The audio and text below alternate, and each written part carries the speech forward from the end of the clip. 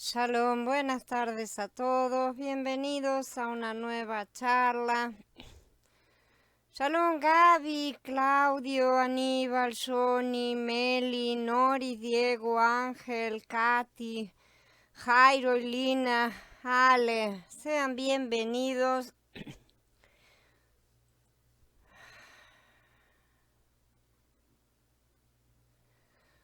Hay un Elohim. Al Adón le agradó dejar grandes verdades oscuras y bien escondidas de los ojos curiosos de los curiosos y de los incrédulos. Él envuelve sus preciosas verdades en misterio para que nadie, excepto los buscadores fervorosos que participan del Ruach de la revelación, pueda ver más allá del caparazón exterior de la letra y contemple las glorias que se despliegan y que yacen ocultas dentro del núcleo interior. Hay una gran declaración de verdad infinita que salió de los labios del portavoz de Elohim, que era Moshe, oye Israel, el Adón nuestro Elohim, el Adón uno es. Dice en Devarim en el capítulo 6. Durante siglos los hombres han leído esta asombrosa declaración sobre Elohim y han creído que no es más que una declaración doctrinal sobre la deidad. Es la base de la creencia en un solo Elohim vivo y verdadero, creencia que se llama monoteísmo. Este pasuk de las Escrituras se ha convertido en la declaración de fe más distintiva e importante para los judíos. Lo conocemos como el Shema, pero por la primera palabra, ¿no es cierto?, de la frase en hebreo. Esta verdad superficial de la unidad de Elohim no puede ser negada por nadie que crea en el testimonio de las Escrituras. A lo largo del Tanaj, Elohim se reveló a su pueblo como un único Elohim. Sí, todas las naciones alrededor de Israel tenían muchos dioses, tenían un dios para casi todas las necesidades, pero Israel tenía un Elohim que era el todo suficiente y esto se enfatizó muy fuertemente a los hijos de Israel. La primera orden de los 10 mandamientos es: no tendrás dioses ajenos delante de mí, dice Shemot en el capítulo 20, ¿no es cierto? Elohim dijo que no hay otro Elohim con él, no hay nadie como el Adón y no hay Elohim fuera de él. Tú eres grande en verdad, oh Yahweh Elohim, no hay nadie como tú, ni hay Elohim aparte de ti, según hemos oído. Siempre dice Shemuel Bet en el capítulo 7 y también Dibrei Hayamin Aleph en el capítulo 17. Solo Él es Elohim. Dice el mismo 86, tú eres grande y haces maravillas, tú eres el único Elohim. Antes de mí no fue formado ningún Elohim, ni después de mí lo será. Yo soy el Adón, y fuera de mí no hay Salvador, dice en Yeshaya 43. Yo soy el primero y el último, y fuera de mí no hay Elohim, dice también en el capítulo 44 de Yeshaya, y un poco más adelante, hay Elohim fuera de mí, no hay otra roca, no conozco ninguna. Yo soy el Adón que hago todas las cosas, que extiendo los cielos solo, que extiendo la tierra por mí mismo. Dice un más adelante todavía. En el capítulo siguiente dice, no hay nadie fuera de mí, yo soy el Adón y no hay nadie más. En el mismo capítulo más adelante, no hay Elohim más fuera de mí, un Elohim justo y un Salvador, no hay nadie fuera de mí, mírenme y sean salvos todos los términos de la tierra, porque yo soy Elohim y no hay otro. En el 46, el capítulo siguiente, acuérdate de las cosas pasadas de antaño, porque yo soy Elohim y no hay otro, yo soy Elohim y no hay nadie como yo. ¿Por qué debería estar repitiendo todo el tiempo las mismas afirmaciones? Esta verdad de un Elohim único es acentuada en el Berihá, tanto por Yeshua como por sus apóstoles. Porque hay un solo Elohim, quien declara justos por la fe a los circuncisos y también por la fe a los incircuncisos, dice Romanín 3, Corintios 8 dice, por eso, en cuanto a comer de las cosas sacrificadas a los ídolos, sabemos que el ídolo nada es en el mundo y que no hay sino un solo Elohim. En el capítulo un poquito más adelante dice, sin embargo, para nosotros no hay nada más que un solo Elohim, el Padre. Galutia 3 dice, y un mediador no es agente de uno solo, sin embargo, Yahweh es uno. Efesín 4, hay un solo Elohim y Padre de todos. Timoteo Lef 2, porque hay un solo Elohim. Y Jacob, tú crees que Elohim es uno, haces bien. También los demonios creen y tiemblan. Elohim es la fuente universal de todas las cosas. Es invisible e inaccesible y las escrituras se refieren a él como el único que tiene inmortalidad, que habita en luz inaccesible, a quien ninguno de los hombres ha visto ni puede ver. Dice Timoteo Aleph en capítulo 6. En capítulo 1 dice, por tanto, el Rey de los siglos, al inmortal, invisible y único Elohim, sean la honra y la gloria por los siglos de los siglos. Amén. Las escrituras declaran que Elohim es Ruach, sabemos en el libro de Yahanan, y dado que él es espíritu, es invisible e incognoscible, a menos que elija manifestarse de alguna forma visible para el hombre. Elohim le dijo a Moshe, no puedes ver mi rostro, porque nadie me verá y vivirá. Dice en Shemot 33. Y Yahanan dice 2 veces, a Elohim nadie le ha visto jamás.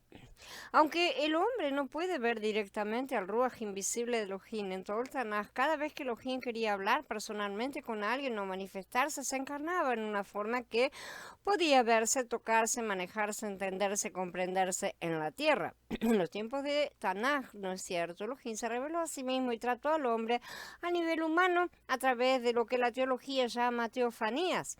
Una teofanía es una manifestación visible de Elohim y generalmente pensamos en ella como de naturaleza temporal. Para hacerse visible, para comunicarse en el plano material, se manifestó en forma física. Aunque nadie puede ver el Ruach de Elohim, puede ver una representación de Elohim. El apóstol Shaul habló con frecuencia de los vastos misterios de Elohim y al hablar de ellos no dejó sombra de duda de que nada más que la revelación del Adón podría revelar estos misterios eternos.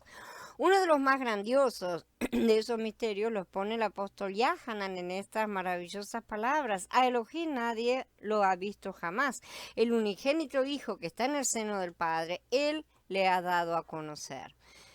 Yeshua fue, por lo tanto, la plena revelación del Elohim invisible que habitaba en él. Elohim se puso a sí mismo en su Hijo para ponerse a disposición del hombre. Por eso el mismo Hijo dijo, el que me ha visto a mí ha visto al Padre. Concerniente a Yahshua HaMashiach, el Hijo de Elohim, está escrito, Él es la imagen del Elohim invisible. Quien es la imagen de Elohim también, Él es el reflejo de su gloria y la expresión exacta de su ser. Hebreo 1:3 nos dice que el Hijo es el resplandor y la gloria de Elohim y la imagen expresa, completa y exacta de su persona.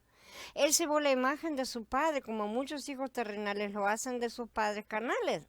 He conocido a niños y niñas que cuando uno los ve no es difícil saber de quién son hijos.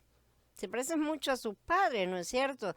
Puede ser físicamente o su comportamiento, pero al verlos uno no tiene muchas dudas acerca de quién es su padre o su madre.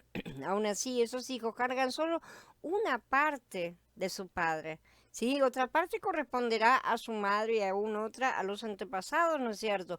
De manera que no será una representación perfecta y completa. No fue así con Yeshua. Él era la imagen exacta de Yahweh. Él llevó su imagen, su semejanza y en esto manifestó al mundo cómo era Elohim.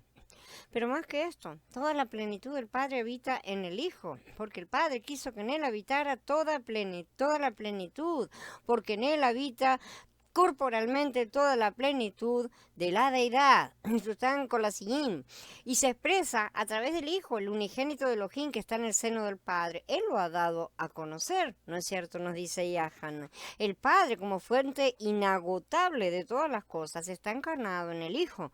El Elohim incomprensible ahora se expresa en Mashiach, la palabra de Elohim que es comprensible para todos. En el principio era el Verbo, y el Verbo era con Elohim. El Verbo era Elohim.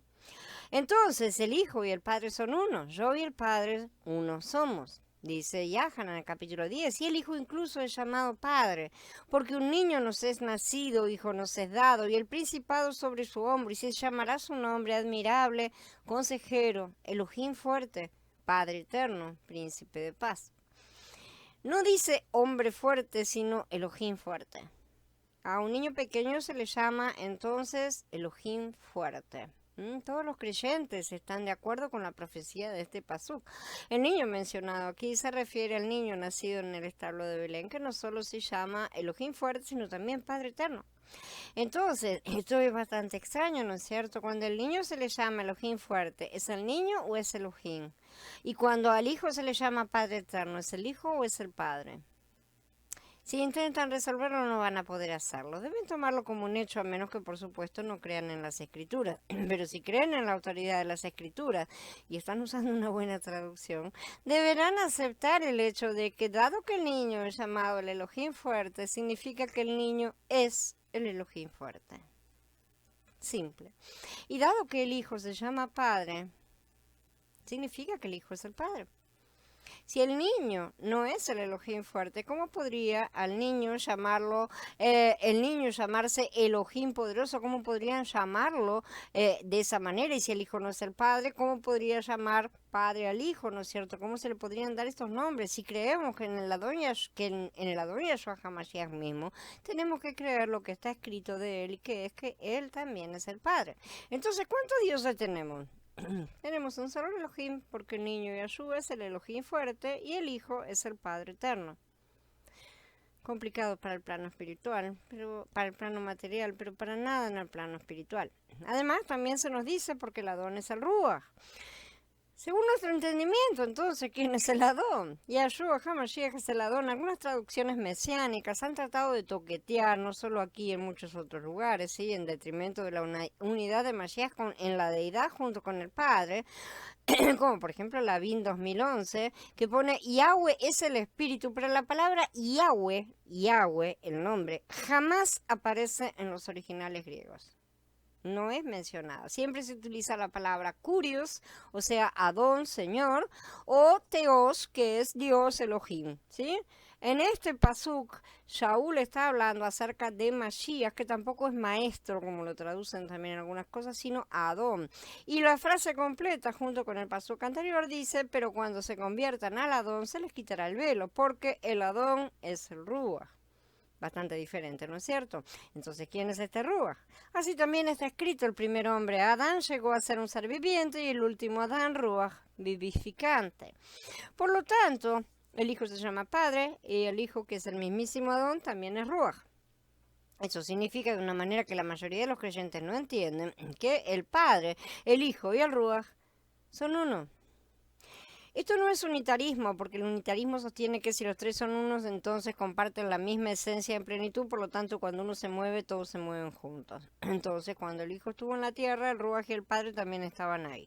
Sin embargo, claramente el Ruach descendió en el bautismo de Yahshua y la voz del Padre se escuchó desde los cielos. Es una pena que la limitación del hombre insista en limitar también a su Creador. Por falta de entendimiento. Todos los hijos de Elohim, desde Adán en adelante, creyeron en este Elohim único. Es solo cuando el cristianismo comenzó a apostatar que encontramos todas las diversas ideas sobre quién es Elohim, y todos estos conceptos diferentes han surgido de hombres que estudian las escrituras sin la ayuda del bendito Ruach de la verdad. Elohim ya no necesita tomar prestado o producir un cuerpo para expresarse y revelarse a los hombres. Ya no envía la zarza ardiente o la columna de fuego, la nube, el malaj, la sombra, la forma de un hombre, ¿sí? Como en los tiempos del Tanaj. Por primera vez Yahweh tiene un cuerpo eterno y permanente en el que caminar y hablar con la humanidad, que es precisamente el Mashiach. Cabeza y cuerpo, la casa de los hijos. Primero levantó la cabeza y ahora está levantando el cuerpo. En las manifestaciones del Tanaj, la revelación de sí mismo estaba en fragmentos. Ninguna manifestación podía decir toda la verdad. Cada una eran una o dos sílabas de las poderosas frases del discurso de Elohim. En el mejor de los casos, la visión que se obtuvo de Elohim fue parcial y limitada, pero en Yahshua no hay nada de esta revelación fragmentada. En él habita corporalmente toda la plenitud de la deidad, dice el apóstol en Colasí. Shalom, Eduardo, Alfonso, bienvenidos. El Adón es Ejad. En la luz cada vez mayor con la que Elohim está llenando los corazones de los elegidos, esta escritura, oye Israel, el Adón nuestro Elohim, uno es. Tiene un significado mucho más profundo que la verdad superficial que hemos presentado hasta ahora, que nos ha sido presentada también. Para que este pasaje llegue a ser más claro todavía en nuestra mente, centelleando la luz del cielo verdaderamente, para que en su luz veamos la luz. Consideren ahora las cosas gloriosas que se esconden en esta poderosa palabra del Adón. El Adón, nuestro Elohim, es uno.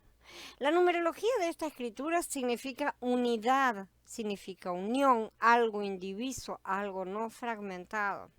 Eso es lo que significa. Nosotros decimos uno y enseguida nos viene a la cabeza el número que utilizamos para hacer cuentas y nos representa una unidad de algo. Pero no es eso lo que el Padre dice cuando dice que Elohim es uno, es la unidad. No una unidad de algo, es la unidad, es el principio precisamente de la unidad, es algo mucho más grande. La unidad es indivisible, no está compuesta por otros miembros, por lo tanto es independiente de todos los demás y es la fuente de todos los demás. Uno excluye toda diferencia porque no hay un segundo con el que pueda armonizar o entrar en conflicto. No hay nadie para decir ni sí, ni no, ni blanco, ni negro. Uno significa unidad y la unidad proviene justamente de este Elohim. En referencia a su sustancia, Elohim es Ruach. En referencia a su estado de ser, Elohim es uno. ¿Sí? Lo que es uno, ejad, sería mejor todavía utilizar la palabra unidad, es lo que está unido, no fragmentado y no se puede dividir. La unidad habla de armonía, unicidad, de concordia, de solidaridad, sí, de cooperación, ¿no es cierto? De toda una cosa que se une en uno mismo. El Elohim es uno y en él todo concuerda. Todo concuerda. El hecho de que hay un Elohim no debe confundirse con la verdad de que Yahweh es uno. Acá tenemos dos hechos que describen dos cosas al respecto de nuestro Creador. Elohim es verdaderamente uno, indiviso en sí mismo, en su voluntad y propósito, y ciertamente solo Él es Elohim. Entonces tenemos un único Elohim, no hay otros, ¿sí? Y lo repitió bastantes veces, y este único Elohim no puede ser dividido, no tiene partes. Es un hecho grande y bendito que Elohim es uno. Aquel que está unido, indiviso y no fragmentado en todos los aspectos de su naturaleza y estado de ser no puede ser entonces influenciado, afectado, conmovido, trastornado, frustrado, cambiado, alterado, dañado, ¿sí? Opuesto o puesto en desacuerdo de ninguna manera.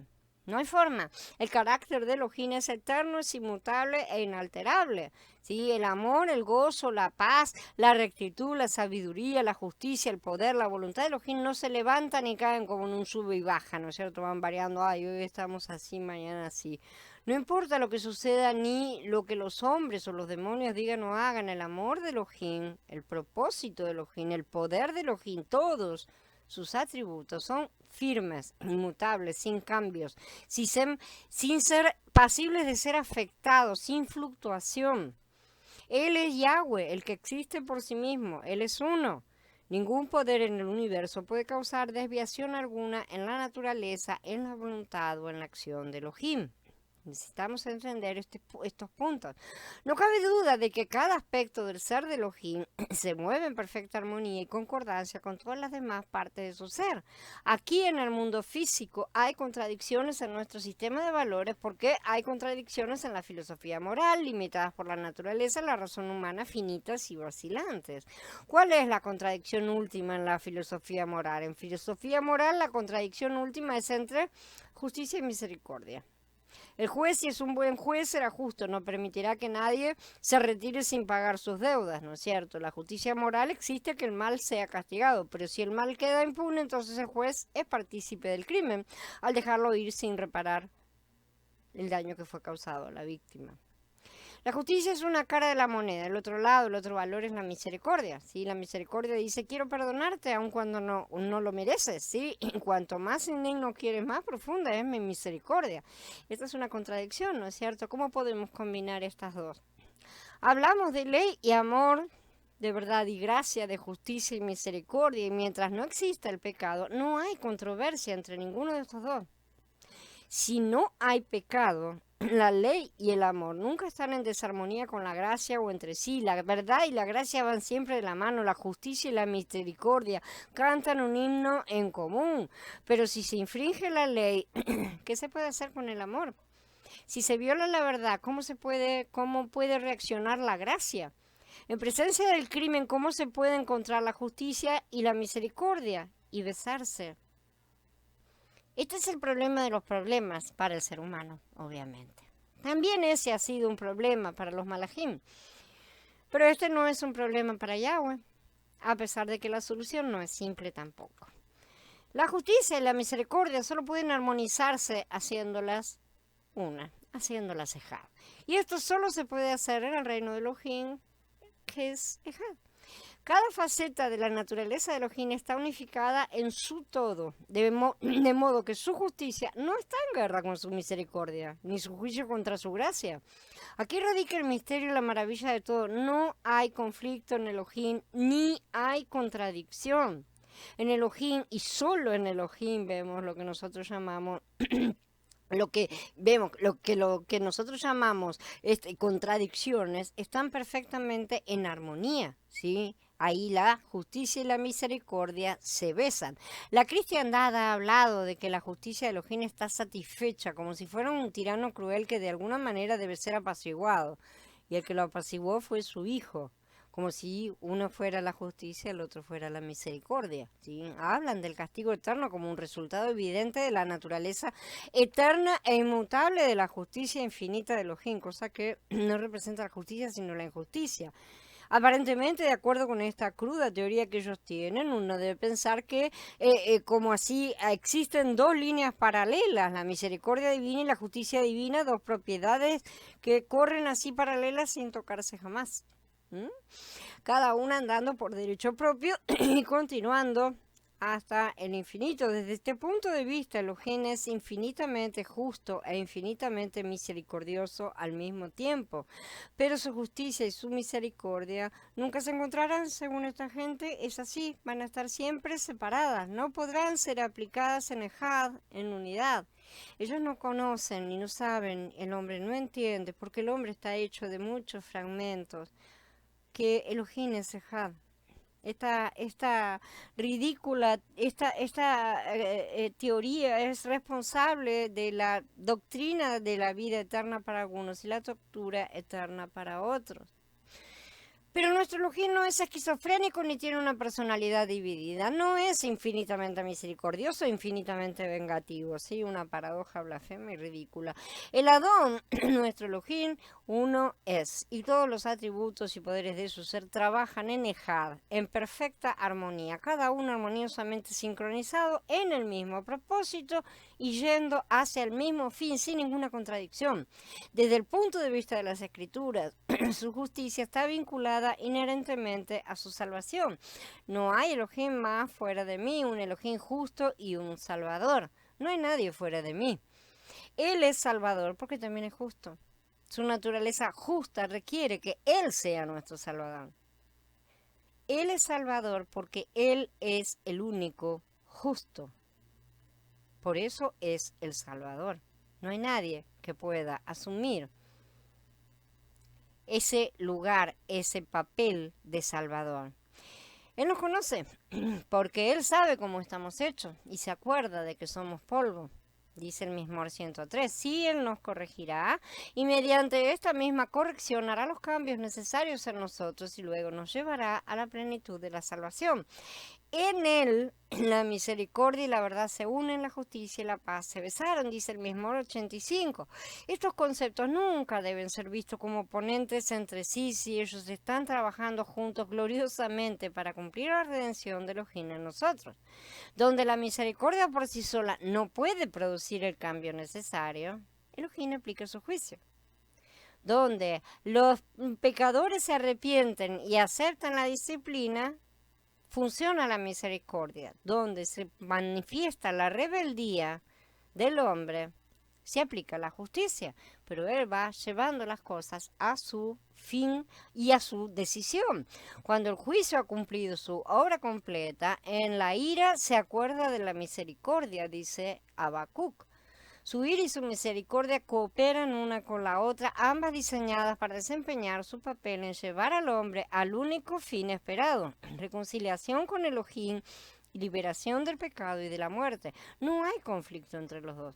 El objetivo de cada uno es redentor, no vengativo. Los dos se juntan en un punto en el infinito, ¿no es cierto? Dicen que las paralelas se unen en el infinito. Ese punto en el infinito es el momento en el cual todas las cosas habrán sido resueltas.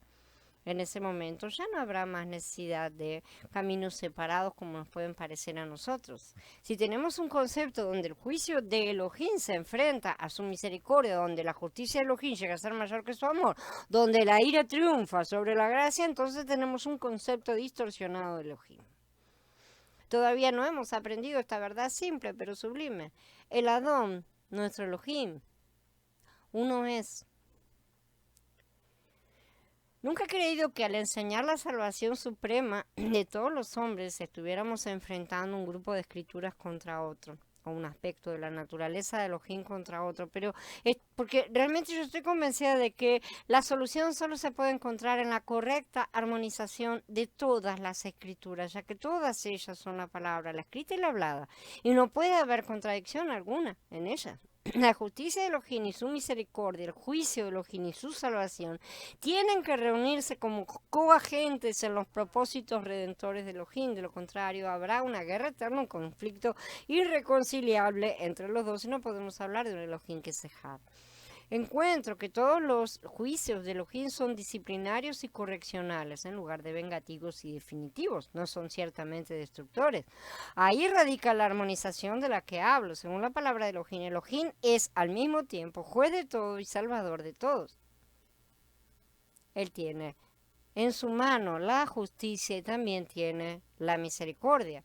Las dos, el objetivo del Padre es resolver todos los problemas que están aquí levantados y se trabaja de una u otra forma, de acuerdo a la necesidad. Pero el objetivo de la justicia es exactamente el mismo objetivo que el de la misericordia. No tienen objetivos separados. Elohim no es el juez de algunos y el salvador de otros algunos, sino el juez y salvador de todos. Eso dicen las escrituras, juez de todos.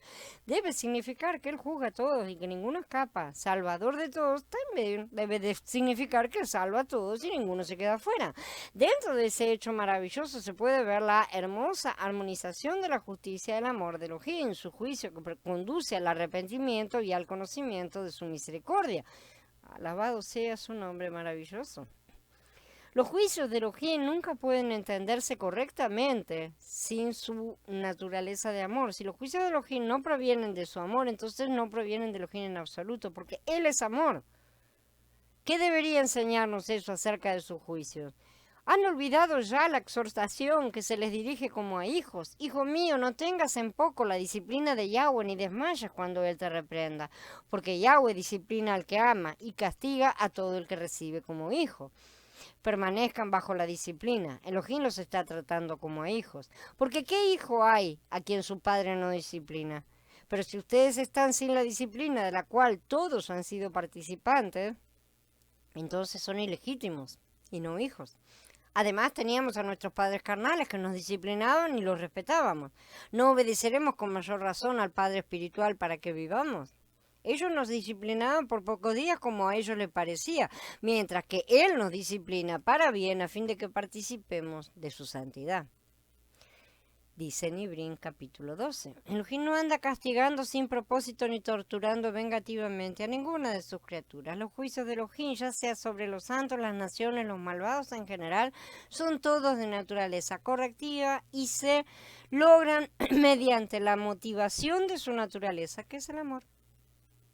En verdad el Adón, nuestro Elohim, uno es. Shalom, Jorge. Estar en Mashiach, porque tanto amó Elohim al mundo que dio a su Hijo unigénito para que todos los que creen en Él, la palabra es eis, unas preposiciones que ya estudiamos, o sea, hacia adentro de Él, ¿sí? Los que creen hacia adentro de Él no perezcan, sino que tengan vida eónica. Dice Yahan en el capítulo 3, todos creen hacia adentro de él. ¿Sí? ¿Qué pensamiento? Ciertamente no hay limitación forzosa y no hay ninguna exclusión, no hay límite establecido. El Elohim poderoso, el bendito redentor del mundo, no excluye a nadie, deja la puerta abierta de par en par para que todos puedan creer y volver a la casa en Elohim. Nuestros idiomas malos, vacilantes, pobres, fruto de la mente humana natural y carnal, no nos permiten creer en Mashiach, pero no creer hacia adentro de Mashiach. Es un concepto mucho más profundo y bastante más difícil de comprender. Por eso la lengua hebrea y también la griega, nos declaran de mejor manera la intención del autor. La palabra en el original es esa preposición eis, que significa hacia adentro, o sea que la cosa se está dirigiendo, el movimiento es para entrar en un lugar. Esto ya lo estudiamos. No se trata de creer en él como puedo creer en una ley, ¿sí? Una ley de la física y de la naturaleza. ¿El fuego quema? Sí, yo creo que el fuego quema. Estoy absolutamente convencida de que el fuego quema, pero yo no creo en el fuego de la forma en que creo en Mashiach. Se trata de creer desde dentro de él y hacia dentro de él. O sea, es una cuestión mucho más de naturaleza. Es una cuestión de posición, no de creencia. La fe no se evalúa en cantidad, sino en posición. No tenemos más o menos fe, estamos más o menos dentro de él. ¿Sí? La fe se ejerce a pleno cuando entendemos que ya no estamos en el mundo, sino que estamos en Mashiach. Ya no estamos en el mundo, sino que estamos en Mashiach. Lo voy a decir una vez más, ya no estamos en el mundo, estamos en Mashiach. ¿Dónde está nuestro corazón? Estamos dentro de él y eso equivale a que a pesar de que andamos aún en este mundo, estamos ya en las regiones celestiales. Eso está escrito, ¿sí? Por así decir, andamos en las nubes, literalmente. Entonces el que cree hacia adentro de él está en movimiento de regreso a casa, de regreso a lo que fue perdido, fuera del mundo y dentro del Hijo de Elohim. Él no solo es el fundamento debajo de nuestros pies, sino que también está por encima de nosotros y a nuestro alrededor. Además está adentro. La verdadera fuerza se ve aquí en funcionamiento, así como Elohim envió a su Hijo al mundo. La fe nos mueve desde donde estábamos, fuera de él. Fuera de él estábamos, hacia él, nos coloca dentro de él y nos lleva hacia él.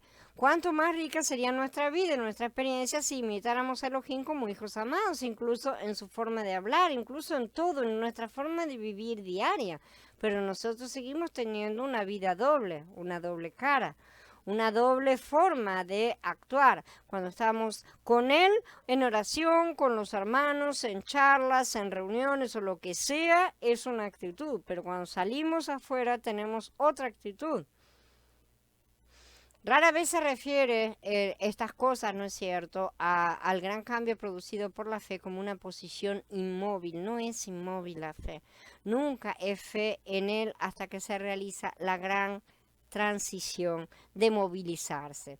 Rara vez en la Besorá de Yahanan leemos que de creer en Mashiach. Sin embargo, casi 40 veces en casi todos los capítulos leemos acerca de creer hacia adentro de Mashiach. Solo en el tercer capítulo ocurre 4 veces. Hacia adentro de él sugiere progresión. ¿Sí? Lleva consigo una sensación de crecimiento, de desarrollo, de movimiento. Esto no es una salvación estática, es un camino de santificación. Implica una presión y una entrada a las realidades más allá de todo lo que vemos aquí. La fe salvadora no es de nosotros mismos, es don de Elohim, no de obras para que nadie se gloríe. Sí, la fe es el poder omnipotente que nos devolverá a la unidad en Yahweh. Vamos a ser capacitados para creer plenamente en Él nuevamente, plenamente y sin dudas. Creo que puedo ilustrarlo mejor de esta manera. Si llevase una botella al río, la llenara con agua del río, podría decir el río está en la botella, pero la botella no estaría en el río, estaría en mi mano. Pero si me metiera en un bote y saliera al río y dejara caer la botella en el agua, entonces podría decir, la botella está en el río. Ahora podría decir más todavía, el río está en la botella está en el río. ¿Sí? Como podemos ver, hay un mundo de diferencia entre el río en la botella y la botella en el río. Así también hay una enorme diferencia entre Mashiach en nosotros y nosotros en hacia adentro de Mashiach. Mashiach puede estar en nosotros sin que nosotros estemos en Mashiach. ¿No lo han experimentado acaso? Lamentablemente esto es lo que le sucede a la gran mayoría. Muchos tiemblan y se preguntan, ¿tengo al Ruach? ¿He recibido en realidad a Mashiach? Y se angustian pensando que no son salvos, ¿sí? La mayoría de las veces lo han recibido. No voy a decir que no haya casos en los que se puede llegar a durar, pero jamás lo han usado. Como no lo han usado jamás, no tienen ni idea de si lo tienen o no. Ese es el problema. Si yo pierdo algo que he usado, ya lo experimenté, por lo tanto sé lo que perdí. Pero si yo tengo algo que jamás usé, ni siquiera me voy a dar cuenta de que lo perdí. Mashiach está en estas personas normalmente, pero ellos nunca han estado en Mashiach, mucho menos yendo hacia Mashiach. Shaul habla de Mashiach en nosotros, la esperanza de gloria, y es maravilloso saber que Él habita en uno, pero este no es el final de nuestra salvación, es solo el comienzo, ¿sí? ¿Por qué se sientan? Es hora de avanzar realmente. Han recibido a Mashiach, tienen el mayor tesoro del universo, ¿sí? Entonces tenemos que correr, tenemos que volar realmente.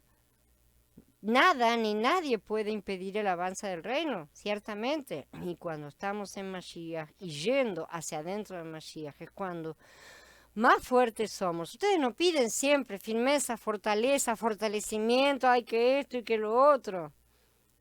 Hay que estar en Mashiach para ser fortalecidos. Es una posición, se los he dicho.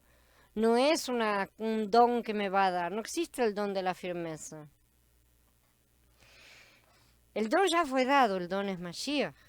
Es nuestro mayor don, donde vienen todo el resto de las cosas englobadas.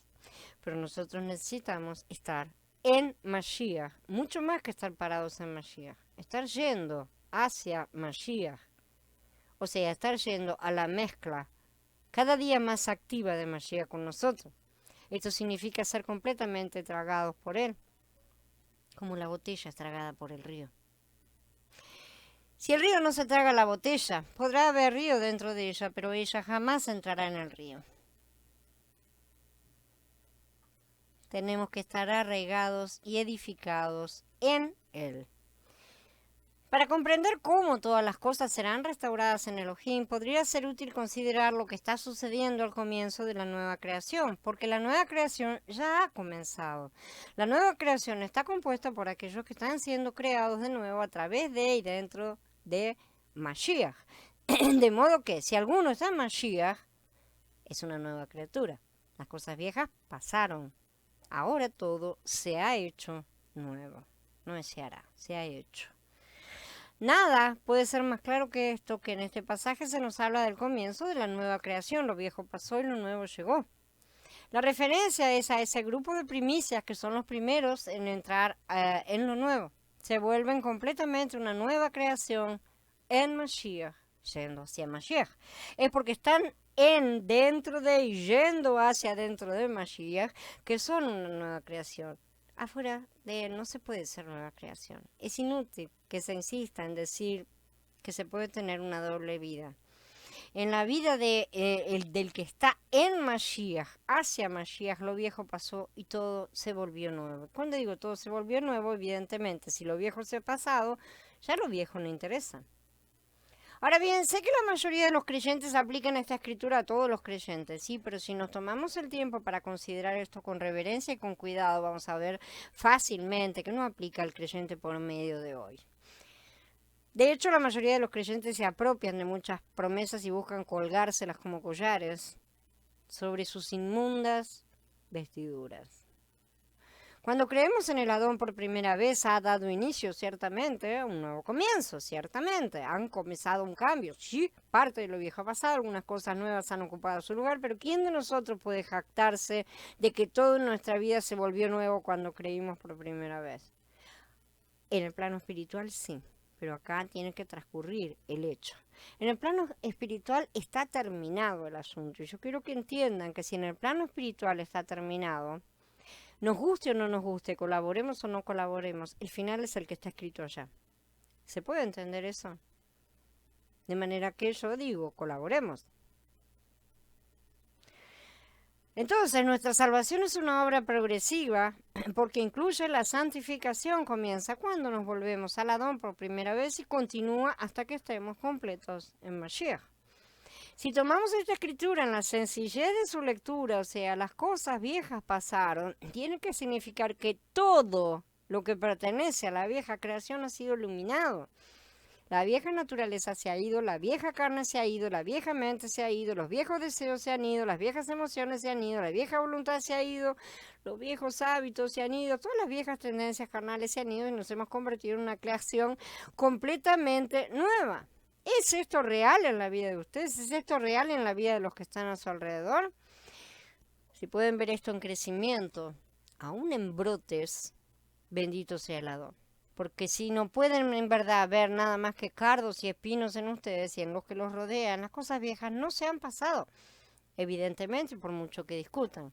Y al mismo tiempo se les dice que de la misma manera, no es que se sigue, que es instantáneo y terminal, ¿no es cierto? No es que porque se haya pasado, ya lo decimos, se han pasado en el plano espiritual y han sido completadas. Acá tenemos que recorrer el camino, el proceso.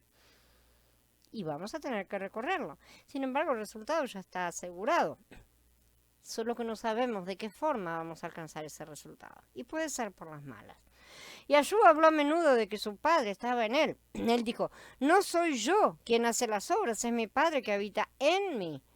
El Padre habitó en el Hijo y trabajó a través de su Hijo para hacer su voluntad. Pero esto no es todo lo que dijo. Al hablar con sus discípulos en Yahanan 14:10 dijo, no crees que yo soy en el Padre y el Padre en mí. No era solo que el Padre estaba en él, sino que también él estaba en el Padre. Varias veces inculcó profundamente esta verdad en sus discípulos. La botella en el río y el río en la botella. Cuando estaba orando al Padre por los que Elohim le había dado para que fueran uno, para que pudieran llegar a la unidad gloriosa, oró así, para que todos sean uno, como tú, Padre, estás en mí y yo en ti, para que sean uno en nosotros. Dice Yahanan en el capítulo 17. Este es un tabernáculo mutuo. Como tú, Padre, estás en mí y yo en ti. El Padre moraba en Mashiach y él vivía en el Padre. Solo este tabernáculo mutuo puede traer la unidad, la ejad, la plenitud que Elohim desea recuperar. No es Mashiach en nosotros el que nos restaura la unidad de la naturaleza de Elohim. Somos nosotros en Mashiach, yendo hacia Mashiach. No es el crecimiento individual, es la edificación del cuerpo. Cuando el río está en la botella, primero vemos la botella y después vemos el río. Pero cuando la botella está en el río, primero se ve el río y después se ve la botella. Si es que se ve la botella. ¿Sí? Cuando Mashiach está en nosotros, todavía se nos ve primero y se ve a Mashiach en segundo lugar. Pero cuando somos absorbidos por Mashiach, Él es visto en todo y estamos perdidos en su plenitud. Necesitamos perdernos en el río que es Mashiach. Ahora Él, que es uno, opera armoniosamente esta victoria en nosotros, palabra sobre palabra, precepto sobre precepto, cambiándonos gradualmente, grabando su ley, su Torah en nuestros corazones, reuniendo todo en sí mismo para que todos podamos ser restaurados a la misma identidad o estado de ser que Él, hasta que no se satisfagan todos nuestros deseos, impulsos, anhelos y necesidades en la supremacía central de Mashiach, no en nuestra carne. No vamos a poder conocer la paz, el gozo, la justicia y la plenitud de estar en Él. En Él se cubren todas las deficiencias, en Él hay equilibrio y en Él todas las cosas subsisten, es decir, se mantienen justas, es la palabra de Colosí. Hemos estado tan divididos en nosotros mismos, pero esta es una cuestión muy humana, ¿no es cierto? Divididos entre los deseos por el mundo y los deseos por Elohim, vacilando de un lado a otro entre los deseos de la carne y los anhelos del Ruach. Hablamos del hombre viejo y luego del hombre nuevo y a menudo nos preguntamos cuál somos realmente, o si todavía estamos tratando de mezclarlos a ambos. Pero nadie puede servir a dos señores y así hemos pasado por el conflicto a cuál obedeceremos.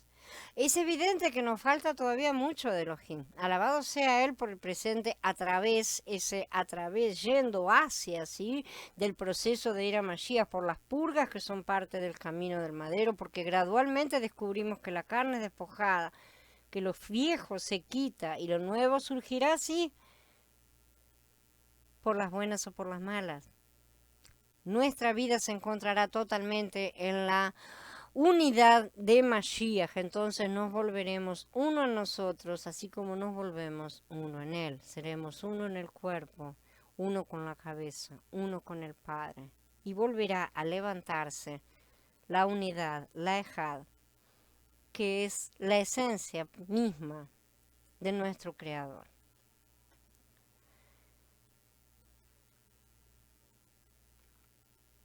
Bien. Habiendo terminado la charla, Abba los bendiga grandemente y siga abriéndonos la cabeza o partiéndola si es necesario para que seamos sus hijos obedientes y transformados. Shalom a todos, hermanos.